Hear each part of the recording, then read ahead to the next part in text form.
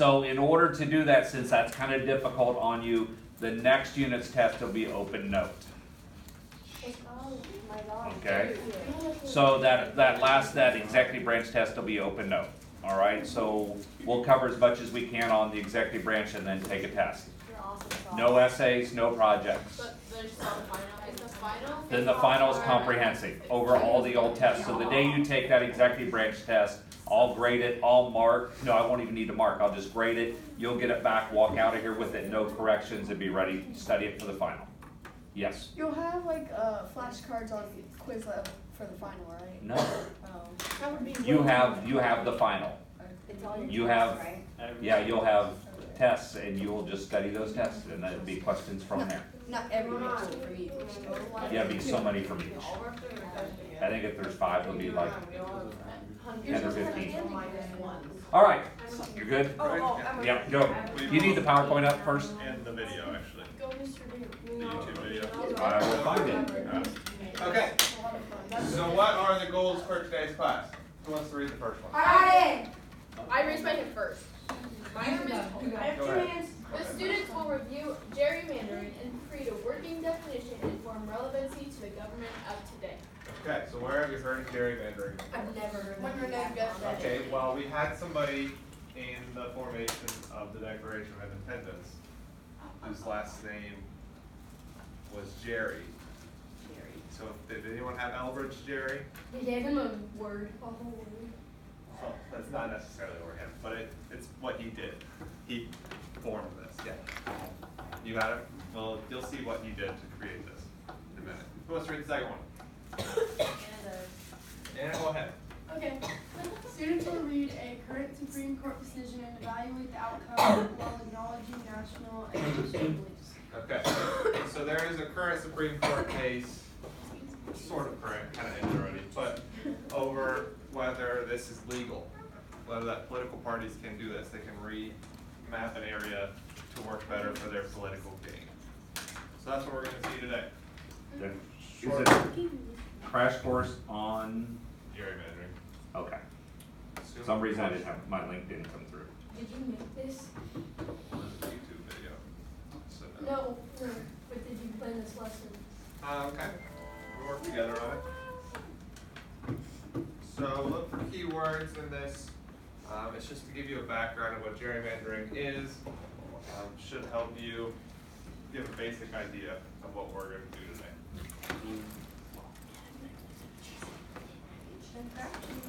I love technology. Well, that's loading. We can pass this around for what we do afterwards.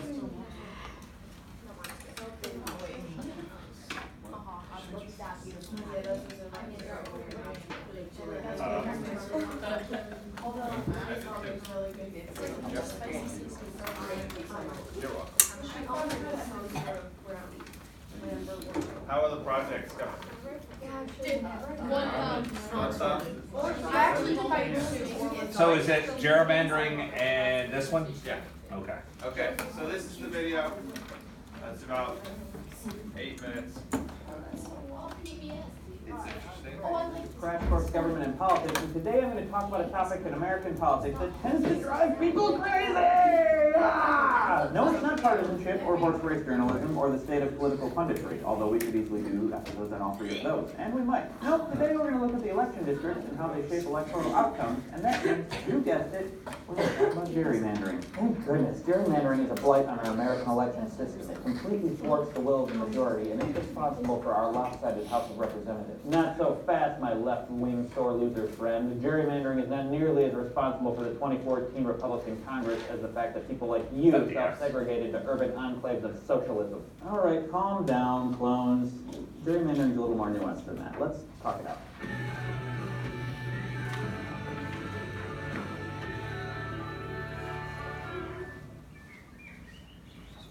Congressional apportionment, how many representatives each state gets, is super exciting, even though it only changes every 10 years. Since the number of representatives each state gets is based on population, it's important to know how many people are in each state. That's one reason, at least in the Constitution, that we have a census every 10 years. The most populous state, California, has the largest number of representatives, 53, and the least populous states have only 1. Sorry, Alaska, Delaware, the Dakotas, Vermont, and Wyoming, and Montana, and the state of loneliness.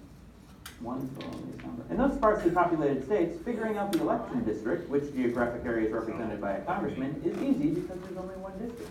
This makes elections in these states effectively at-large elections, like a state's choice for senator. Even though there are 2 senators from each state, they represent the entire state at large rather than only a part of it, like representatives are supposed to do. The Electoral College, the system through which Americans choose their president, are also a type of at-large election. The rest of the states are divided into what are called single-member districts. This means that each election district chooses one representative. Now, you might think it would be simple to divide a state into as many pieces as it has representatives, but why would you think that? Nothing is simple. Districts are required to be equal, or almost equal, in population, and in most states, populations are not evenly distributed across the entire region. The notion that election districts must encompass equal population is the essence of the idea of one person, one vote, a principle that was cast into law by the 1962 Supreme Court decision in Baker versus Carr. It means that a person's vote counts equally no matter where they live, at least as far as the House of Representatives goes. In the Senate, it doesn't actually work out because the resident of a small state like Delaware has the same number of senators, 2 as a resident of California. To put it another way, in 2014, 2 senators represented 897,934 Delawareans, and the same number of senators represented approximately 38 million Californians. In the House, each representative is responsible for about 700,000 to 800,000 people,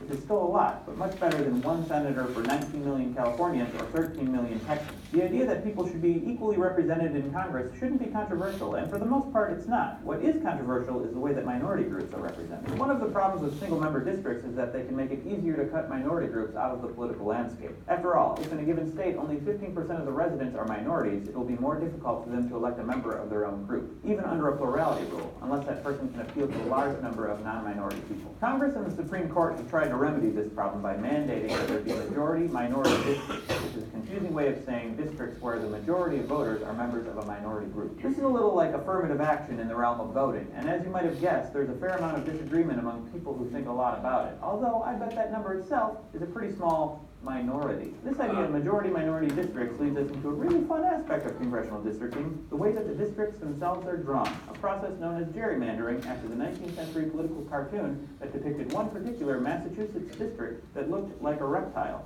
Oh, there it is. Looks like a dragon or something. And we all know dragons are reptiles. The man responsible for this twisted district, the name of my band in high school, was Elbridge Gerry, hence the name gerrymander. So districts have to be drawn in a way that they contain roughly equal populations. So why does it matter if they look convoluted or even somewhat ridiculous, like this? Well, states don't just draw districts to make them equal in population. They draw them to capture certain population characteristics so that one party has a greater chance of electing a member from a particular district. In the district pictured here, the Illinois 4th, Chicago has been carved up to capture a certain population. Me. That's the district I live in. Usually districts are drawn so that they can capture my vote, or a significant majority of one party or the other, virtually ensuring that a particular district will elect only a Democrat or Republican, as the case may be. You might have noticed that thin strip on the Illinois 4th's western edge connecting the upper half and the lower half. Look carefully and you'll see that it runs along the interstate, which I'm sure means that it has a huge population. Why do we do this? Because one of the requirements according to federal election law is that districts not only be roughly the same size in terms of population, but also that they be contiguous, meaning that they can't be divided completely by other districts. This requirement results in some pretty weird configurations. So who draws these cockamamie districts anyway? Well, they're done by state legislatures. Well, not legislatures themselves, but by people working at the behest of legislatures. If one party has a majority of the state legislature, say the Democrats, they usually want to draw the districts so that Democrats have a better chance of winning. Republicans do the same thing. This is why state legislature elections matter so much in census years. Whoever wins that year gets to redraw the districts. A couple of things to note here. First, there's no rule saying that states can't redraw their districts whenever they want. Texas tried to do this in 2003, not a census year, prompting its Democrats to run away to Oklahoma for a spell. Second, it's possible for a state to hand the task over to a less biased expert district drawing person, or group that might make districts more fair. Hand it over to me.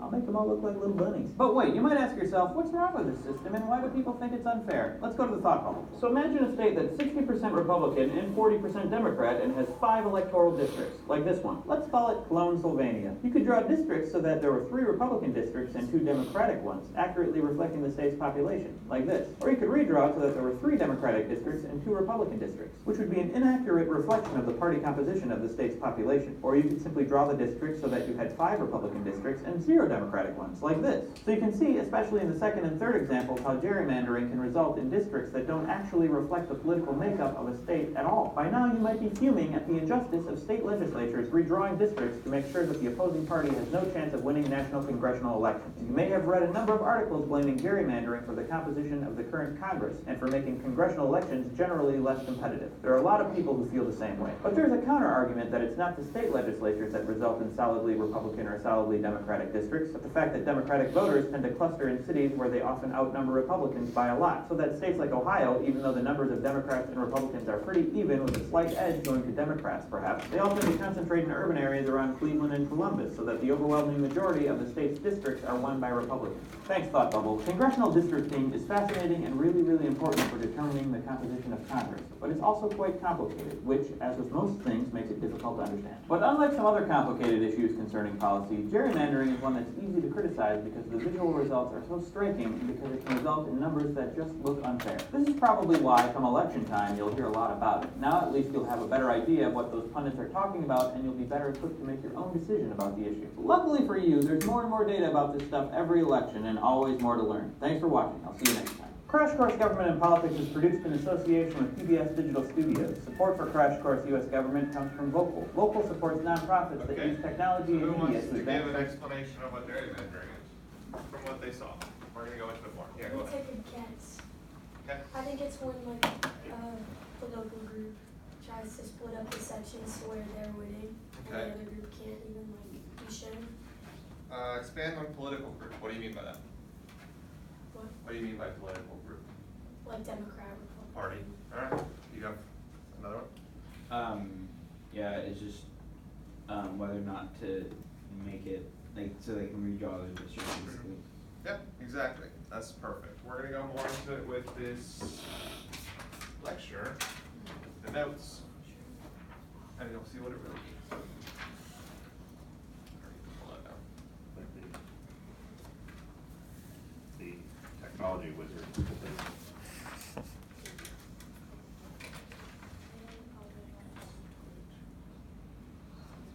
Oh, this one. Okay. So, as we see, the distribution of House seats is a 3-step process. That makes sense? So there's 3 steps to distributing the House in the House of Representatives. Okay, so the first step, up there at the top where it says step 1, that's where you write that. And you're ready. Okay. So step 1 is the census. This happens every 10 years with the population count. It's coming up next year. We had it obviously 10 years ago in 2010, and now we're having it again in 2020. This is just a way to see the population in the United States so that they can base things off of it, like the district maps. Oh, that's what we talked about. They come and you have to write down who you want to do. Yes.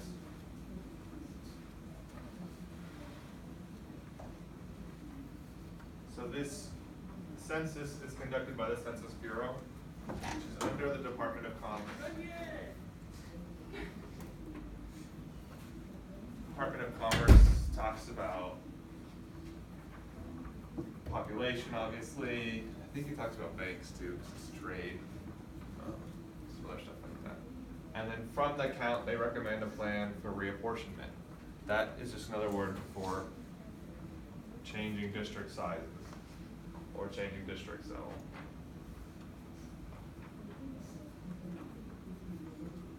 So each of those go in one of the 3 boxes.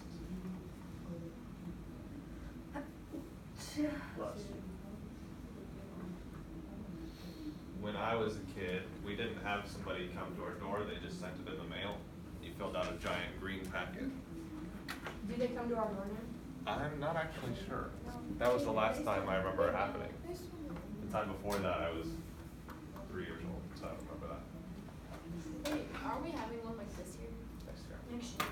He just said that. In January. Yeah. 2020 vision. What is that?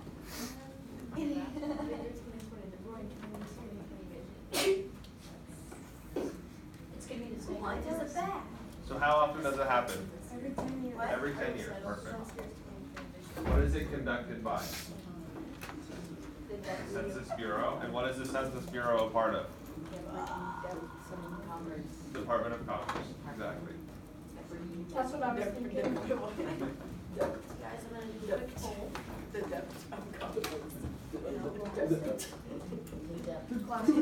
we got it? Are we good? What's the last one? That's better. The last word, reapportionment. So when you think of the base word portion, right? So that's a piece of something, right? So by that, you are able to reportion an area of something. So in this case, it would be portion of people, right?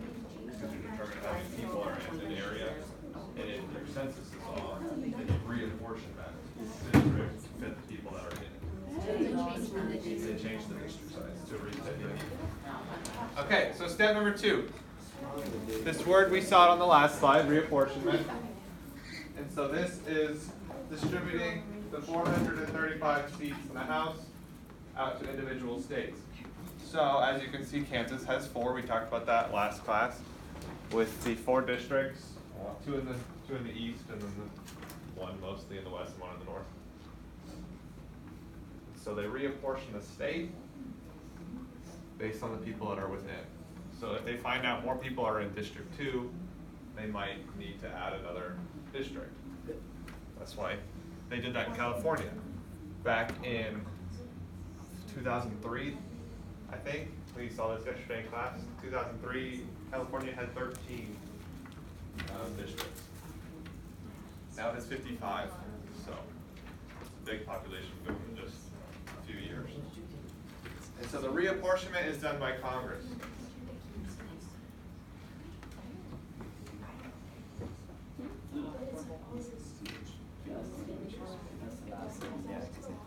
Everyone got this one? Okay, so table number 3, that's you guys over here. What is step 1? Don't let your nuts. Population. Population count. Every 10 years? What is it conducted by? Who's it conducted by? Census. Who is the census a part of? Stop looking at your papers. I looked at our. I know. Department of Commerce, yes. What does this do? What is it? What is step 2? What does it like lead into? Reapportionment. So what is the second part? It's step 2. Distributes the 435 seats. Okay, yes. So it's reapportionment. Yes. And they do that where? Who does it? Congress. Congress. So Congress does the reapportionment. All right. Step number 3. Step number 3 is the part that we're mostly learning about today. So that's redistricting. So the state legislatures divide the states into election districts. So, as I just said, our state is in 4. If we automatically grew a bunch, they'd have to split it up. They'd have to redistrict it, yes. They have to do that a lot. Not necessarily in Kansas, but in larger areas, yes. We won't do that much more. Oh my gosh, man, I used to do that too. Okay, so states adjust for constant population change, but they usually don't redistrict unless the number of seats for their house change, which that's in step number 2 with the reapportionment. So if they need more people to represent them, then they redistrict. And the districts need to be equal in population. That's why they kind of look funky sometimes, because they're trying to fit population count in. They also have to be contiguous from what we saw in the video. So who can tell me what contiguous means? So it means they can't split apart. You can't have one district over here be the same as the district right here. Does that make any sense?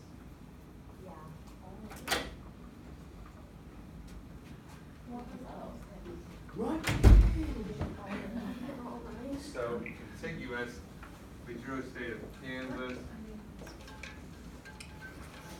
District 1 can't be this right here and have a piece right here. Contiguous means that they have to be all one piece. Can't split apart and be somewhere else. It's terrible drawing, but.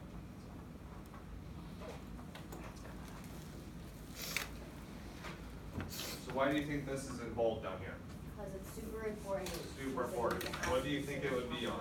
The test. The test. It's probably the test. Make sure you put an asterisk or a star by it or something to represent the importance. Does it remind you of anything such as the Great Compromise? That's what I was thinking. What? You read my mind, Mr. Runyon. I was just gonna say that. And that's why he's recommending you for honors. We got number 3? No. No. Oh. Okay, so what's step number 1? Don't look at your paper. Oh, It's the census. The population count. It's done by Congress. It's done by what? Department of Commerce. No, it's done by. That's number 2.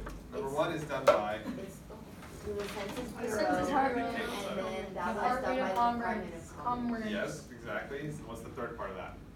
Distribute them equally. Yes, that's the third part of step number 3. Oh. The third part of step number 1 Form the count they is recommend. causes reapportionment. I can't say the word. So reapportionment is what? It's where they, distribute the 403 members of the House to each individual state, and it's done by Congress. Exactly, but what's that? It's the reapportionment. Can't say the word. Is that an orange? Reapportionment. Exactly. Nice. And that's step number 2. So, There's literally just an orange. okay. What's step number 3, Keelan?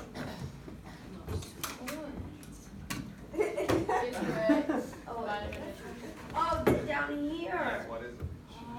One, two. You didn't write census. What? Oh. That's Well, I all right. wrote None of us census. I wrote census there. I would rewrite it just so you better get it, but that's what. So what's step number 3? Don't look at the board. Kellen, what's step number 3? What was the second one? The second one, it was. Go help him out, Jacob. Reapportionment. Help him out. Oh, okay, oh, redistricting. I thought you said don't help them out. Okay, now go ahead. Explain it. What is it? The state legislature divide their, districts up, and they Okay. can't be in, you can't put them, like, one district Yep. is separate, they have to Yep. be equally. Yep, can't be contiguous, or they have to be continuous. And then what do they have to do for population? They have to be Yeah, equal they as need to be equal. population. Exactly. Okay, so this is on the back, and it's gerrymandering. So what did we learn about this in the video? And it's changing for gain in some way. So definition, where do you think this goes on the notes? Right Definition on the box. definition. On the definition spot. Should we write that that's the definition of gerrymandering? Yes. Right, Jeff, gerrymandering at the top. Okay. So, the definition, drawing district lines in such a way to gain advantage for a political party. Good job, Emma. So for Kansas, how do you think they're drawn? For which party? Oh wait, I got it. I got the definition in my hands. Yep, you did. I thought I wasn't quite there. Republican. Did you not hear me say that? I said good job, Emma. Yes, I didn't know what you exactly. were saying. Most of Kansas is drawn in a way for Republican advantage. Isn't Sharice Davis the only Democrat? Yes. Okay. Which district is she in? Ours. Which number is Three. that? One. It's three. 3, exactly. Oh, Genius. Exactly, good job. So gerrymandering can be done in 2 ways, packing and cracking. Wow.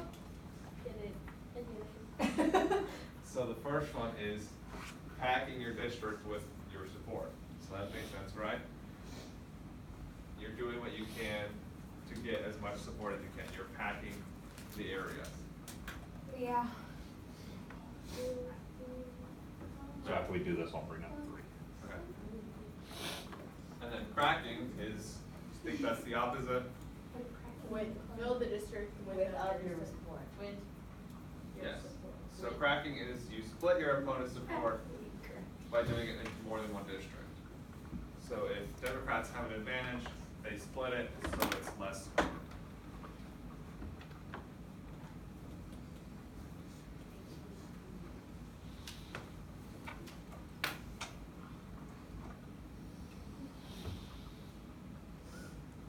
And And a good example we'll show you is they gerrymandered our district.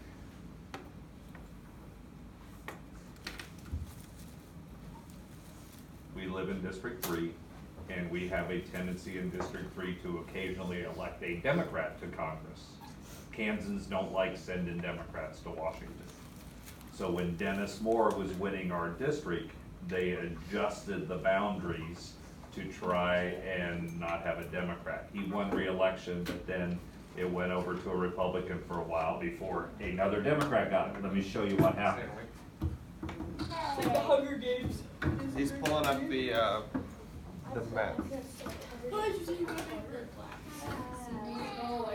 Okay, while he's doing this, what's step number 1? Table number 2. Census. Okay, census. So when does that happen? It will, the population count. When? Every 10 years. Perfect. Who's it conducted by? The Census Bureau. Under? The Department of Commerce. Perfect. And what does it cause? Reapportionment. Exactly, so it's step number 2. Reapportionment. What happens there? It's done by the Congress. To do what? The Counts individual. and split us into districts. Okay, so what does that cause? It causes, The splitting of redistricting. Redistricting, perfect. So table number 4, what is redistricting? They don't know. Okay. That's all right, you can look at your notes for help. Step number 3 is redistricting. The state legislature, it's whenever like, they divide them into districts. Mhm. And then, in the second one, you're not allowed to have, like, 2 districts that are separate. Yep, They all perfect. have to be conjoined. And Perfect. then the last one, yeah. Perfect. All right. All right, so you have our district up on the board. What used to happen in our district was this little line along the river ran into, say, roughly like here, okay? What do we know about the city of It's Lawrence? big. And what kind of people might live there, College students. party-wise? Crazy kids. Not political party, not like weekend party. So here you might have some Democrats. So this used to be the line. Whoa. So what they decided to do was, we're gonna eliminate these Democrats and move them into District 2 and add some good Republicans down here from Miami County. That's far. So what did they do to the Democrats of District 3? How did they gerrymander it? They moved them out into the. So if there's some, say, some Democrats up here in Wyandotte County, okay, what did they do to the big groups of Democrats? They split it. They moved them out of their district. Out of one district and into the other. What kind of gerrymandering was that? The Redistricting. They split up their opponent's support. They, cracking. yes. So they split the Democrats into 2 parties, or 2 different districts. Who has the control? Government. What part of the government? Who does the districting? The Department of Commerce. No. State legislature. The state legislatures. And what, and roughly in the state of Kansas, what party controls the state legislatures? The state legislator by about what percentage? Like 60 to 40? About 70. 70 to 30. Yeah. We're about 70% Republicans. So have I shown you this map before? Yes. Yeah. Yeah. So you saw the difference, you saw the California. So there you have all of the districts. So I'll bring it back here in a second when we get to something later in the discussion. Okay, I'm just blind. so the last part of your notes. Okay. What has the Supreme Court said about the House districts? Well, they said 3 things. They've said even though the individual state legislatures draw the districts, the federal courts can rule on them. What does that remind you of? Federal courts taking power over the state courts. Starts with an F. There's nothing about my tongue. Oh my gosh, what is it? It has this word in both. It's federalism. Federalism. Federal, state, local. Federal can take over local, state. Yes. Good job. So, in number 2, we saw that the districts have to have equal population. This is a Supreme Court ruling over redistricting. And then districts cannot be drawn in an unusual manner. So, they have to be contiguous. Is that right? Yep. Okay. And don't you love the courts again with a statement like unusual? What? They make that very vague statement because guess what they get to have now? More cases, More power. more cases, and more cases defining what is unusual. They just have so many ways of controlling us. But you signed up to be controlled. I didn't ask to be born. Honestly, My parents were always like, look what I have to put up with, and I'm like, You I decided to was put out one. exactly, No. cracks me up. And I'll show you a couple. Cracking? And packing! Oh my gosh, it's like Cracker Jacks. So you can't draw like a bunny. All right, let me show you one thing here real quick. Does everybody have this? Yeah. All right, show one quick example. You can just drop them on that table. Or, yeah, just drop it on that table. No. Submit. Okay, so going back to our, so let's go over here to, I think it's the state of Pennsylvania. So you tell me if these are unusual. Yes.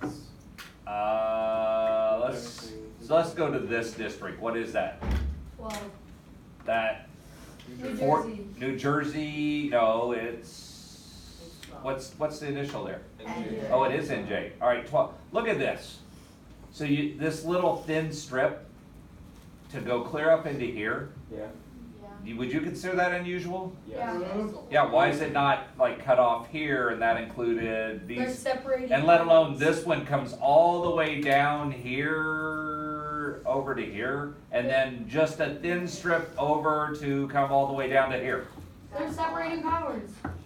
And population. So what do we know about typically in urban and suburban areas? What party typically dominates Rich people. urban? No, urban and Democrats. suburban. Democrats. Currently, it's Democrats. So do you see, when you see more streets, is that probably urban or and suburban, or is it rural? Royal. Urban. Yeah, the more streets you see is probably more population. So, I mean, they barely even have land here to connect this. If they didn't have that strip of land there to connect, would that be unusual, according to the courts? Yes. Actually, do they go, that is so bizarre. So why would you not make that? They could, if somebody would take it to court and challenge it, and they would challenge it and have the court look at it based in what kind of concept? That is unusual. But what would they be practicing? Gerrymandering. Judicial review, because they've said they can't be unusual. Okay, very good. Are we all done there? Yeah. You can can you mute it with that? Are you done teaching this? Nope. Yeah. I'm gonna ask, will you bring up the gerrymandering? Yep. Yeah, we need to put down. Okay, so we are going to read the document that I gave to you. Oh, we might be on the board. Duh. Do you wanna do it as a group, Yeah, reading let's first? do Yeah. popcorn reading. Can I start? Seems like I've got So a we few all coming want? up. Yeah, can we do popcorn reading? Yeah, that's what we're doing. Oh, God. We can as long as we don't say popcorn doesn't. Another than Okay, I'll mine. start with Bad the idea. popcorn reading. What would we like to do Hold instead? on, why am I frozen? You want to read independently? Yeah, let's read independent. No, That's no. nice. Or how about we do it in Emerson, we'll do popcorn. Do that? And if you do it at table with members, everyone's talking. We'll do popcorn reading if you can tell me when Thanksgiving is. The 28th. Okay, alright, we'll stay. Is it focused. really? You said it was the 25th. I thought it was the 25th. You thought it was this week. Okay, so we're gonna do popcorn reading. Okay, if you get called up. Everyone know the rules of popcorn reading. We don't have to say popcorn because we're adults. We don't do this. Alright? Renee, you said you wanted to start? Yes, please. Okay. We're gonna stop by paragraph, and then we're gonna talk about specific things inside there that you guys deem important. Okay. Gerrymandering. The Supreme Court ruled on Thursday that the federal courts cannot decide a question with momentous political consequences, whether congressional district maps in Maryland and North Carolina that were drawn specifically to tilt political power in favor of one party, a practice known as partisan gerrymandering, are acceptable.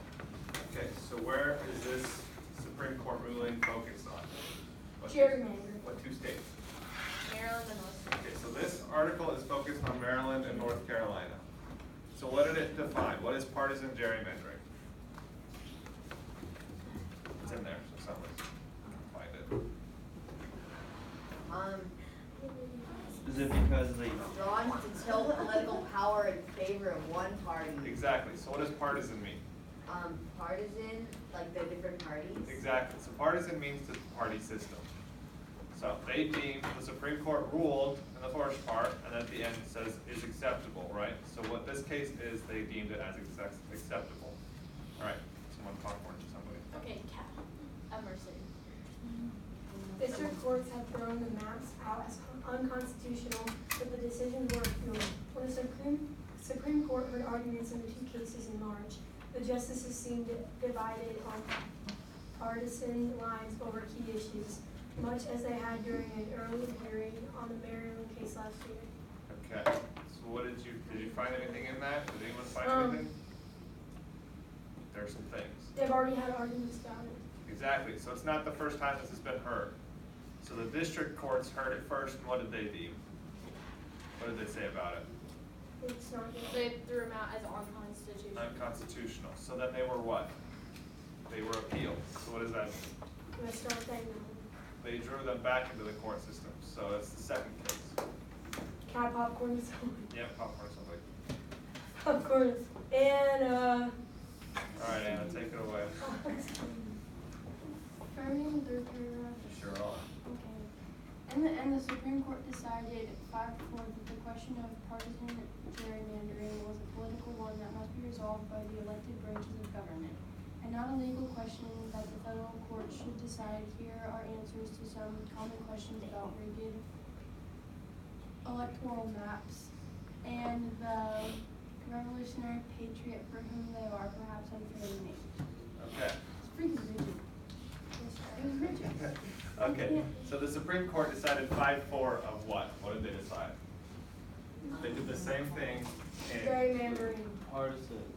Okay, what did they decide about it? What did they say that they're not gonna do? Same thing that happened in, the Maryland case from That has to be Marbury resolved. Madison. Same thing that happened there. That he deserves to get it, they deserve it to be a thing, but it's not gonna be a thing. They said it was a political one, but it must be resolved by the elected branches. They went to the wrong place again. Well, they didn't go to the wrong place, they just decided that they're not gonna be the ones that determine the answer. Okay, so, Anna, popcorn to somebody. Avery. So now this next part are the questions about gerrymandering. So if you have questions, these are where they answer them. What is gerrymandering?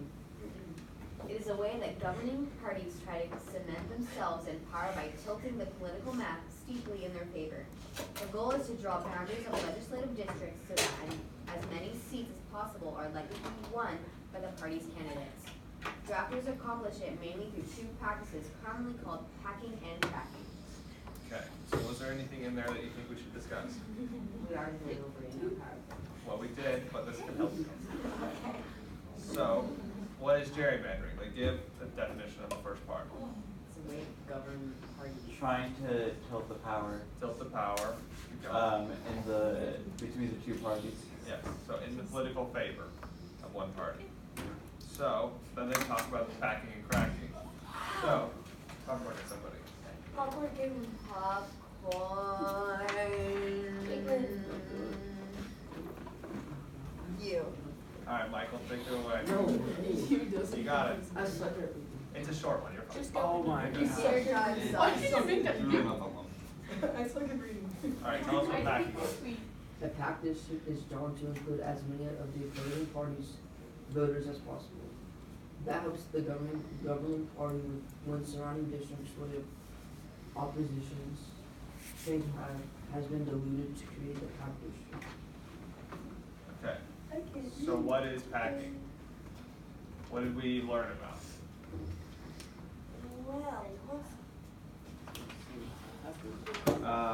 Packing is the bill of the district.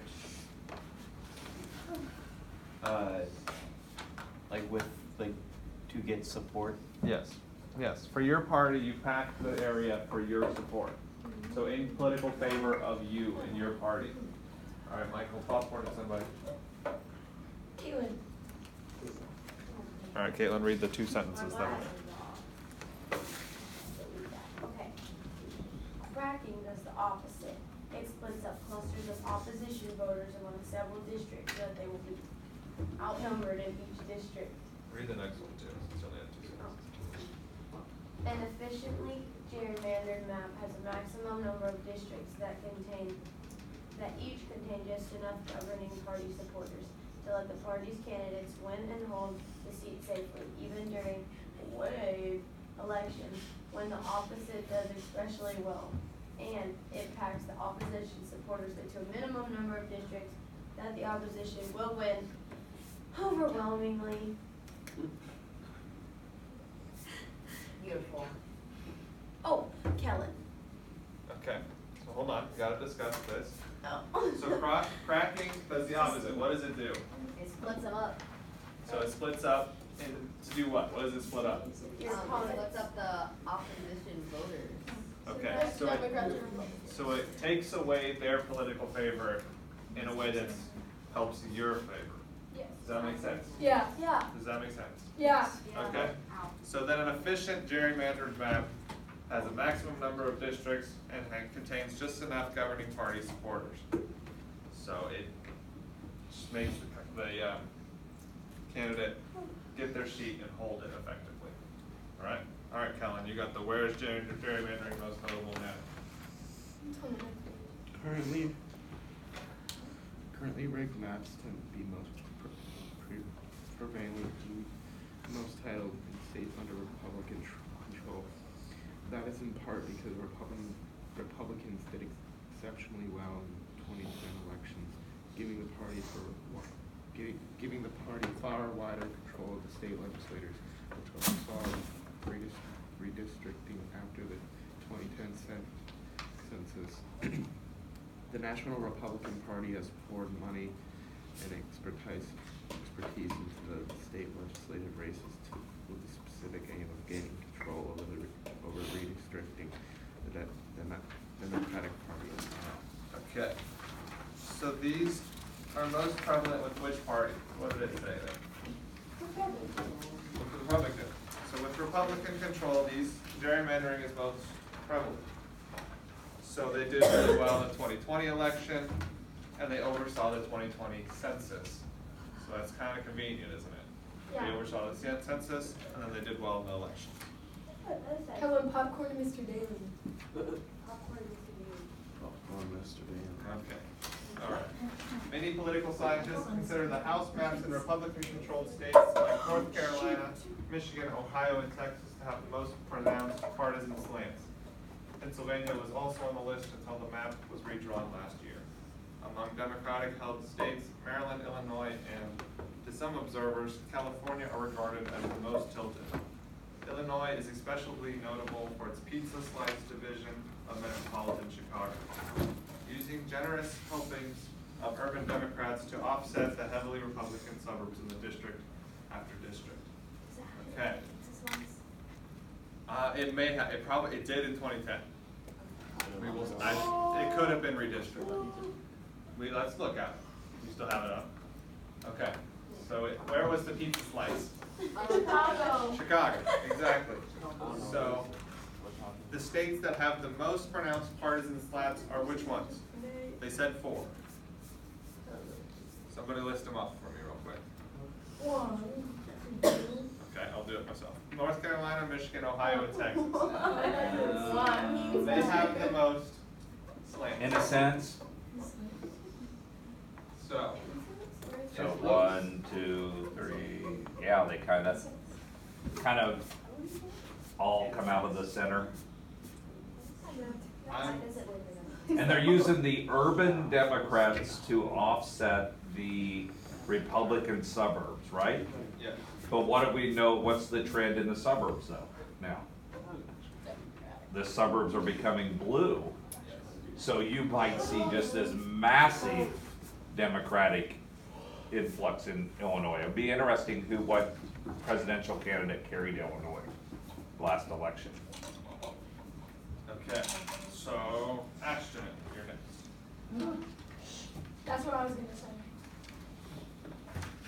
Perhaps the most notable recent example is the Wisconsin State Assembly. Members are elected every 2 years. Wisconsin is a battleground state that swings from Republican to Democrat and back again. In statewide elections for governor, state, United States senator, and other offices. Okay, so what's important about Wisconsin? It swings back and forth. It swings, so that means there's a lot of voters that are Republican and Democratic.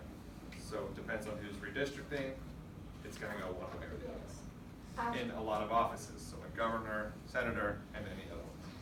All right, Ashton. Go to Jacob. It's their decisions. Dylan.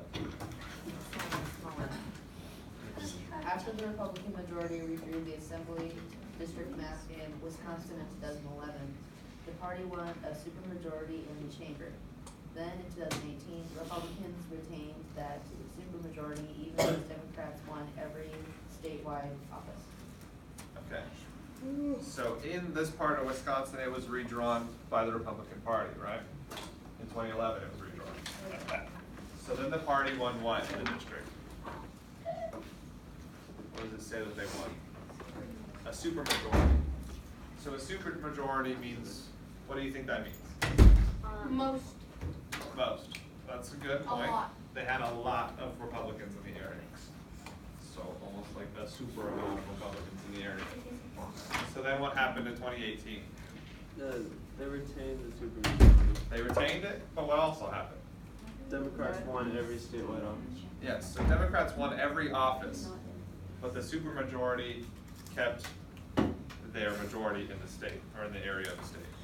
All right, Dylan, popcorn, somebody. Popcorn Jacob. All right. Opponents have argued in the string of lawsuits dating back decades that extreme partisan gerrymanders violate the Constitution. But while the Supreme Court has struck down gerrymanders that were based on voter race, it had yet to invalidate a map based on the party. That was largely because the justices have not been able to agree on a legal standard that would lead them to distinguish between illegal partisan maps and acceptable ones. Okay, so what have our opponents argued for a long time? That, I'm sorry. It was like that, it was all based on a voter's race. That's part of it. On a legal standard. What did it do? That would let them distinguish between illegally partisan maps. Yes, so it violated the Constitution. So it's right there in the first sentence. Extreme partisan gerrymandering violates the Constitution.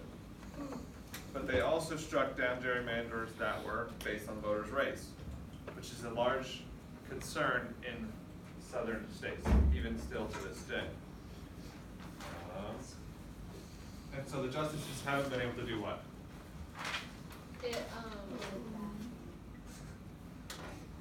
They haven't been able to decide on a way to fix it. So they haven't been able to agree on a legal standard that would distinguish between illegal and acceptable party maps. Okay. Popcorn, somebody. Elvia? Alright, you got it. Why don't you finish that? Why don't you finish that area off for us, those two little ones. The challenges to the House maps in North Carolina and Maryland emphasize many legal arguments against gerrymandering primaries practices punishes. What if choosing a particular party? Many people consider the Maryland and North Carolina cases the court's last opportunity for a generation to treat the legal impact over partisan gerrymandering.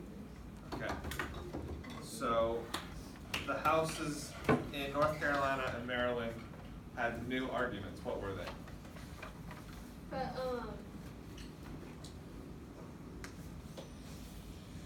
It Well, does something to some they parties. thought that the practice of gerrymandering punishes parties. Yes, so they would punish voters for choosing a particular party. That is also unconstitutional. So, a lot of people consider this an opportunity to fix the system. Okay. Reverse bar. What did the Supreme Court say? The majority opinion written by Chief Justice John J. Roberts, Jr. and joined by 4 other conservative justices said that in order for judges to evaluate claims of partisan gerrymandering, they would need a limited and precise standard that would be clear, manageable, and politically neutral. But no one had proposed one, the court said. Okay. So, is there anything in that that you think we should discuss more? I don't know. Okay, so well, the justices determined that in order for them to have a claim of partisan gerrymandering, they needed limited and precise standards. So they needed a clear, manageable, and a politically neutral map to be able to talk about. All right. Popcorn to somebody. All right, Caden, you got that little one. The court noted that it was not condemning or endorsing partisan gerrymandering. Rather, it said that Congress and the states had the power to deal with the issue. Okay, so then this is another example of federalism, except for it's going the other way. So the federal courts decided they don't want to deal with it, so they sent it where? They sent it to the state courts. State courts and Congress needed to decide on how to fix this. All right, Kate. Switch it to somebody. Cindy. The decision seemed likely to instigate the effort of already underway to challenge tilted maps in state courts. Some states' constitutions offer more favorable legal ground for attacking gerrymanders than the national constitution does. The Pennsylvania Supreme Court invalidated the state's Republican from congressional map based solely on the state constitution, and Democrats went on to score major gains in House elections in the state. Okay. So in their federalism move, by sending it to the states have certain rules. Some states have more rules, some states have less rules. In this example, which state did they mention? They mentioned Pennsylvania. Pennsylvania. Pennsylvania has harder rules on gerrymandering. So they invalidated a Republican drawn map based on what's in the state constitution, right? So that because of that, what happened? Democrats went on to score major gains. Exactly. Well done. So because of what they did as a state legislature, it allowed more Democrats to be elected. All right, finish it off with the last popcorn. It will probably also give new momentum to citizen-led campaigns to take map drawing away from state politicians entirely and give the task to independent redistricting commissions instead. Ballot initiatives last year in Ohio, Michigan, Missouri, Colorado, and Utah overhauled the redistricting process in those states, and advocacy groups are preparing similar campaigns in Virginia and elsewhere. Okay. So this whole process of gerrymandering is becoming less of a state legislature or national legislator thing to what? It has a movement. No. What is it moving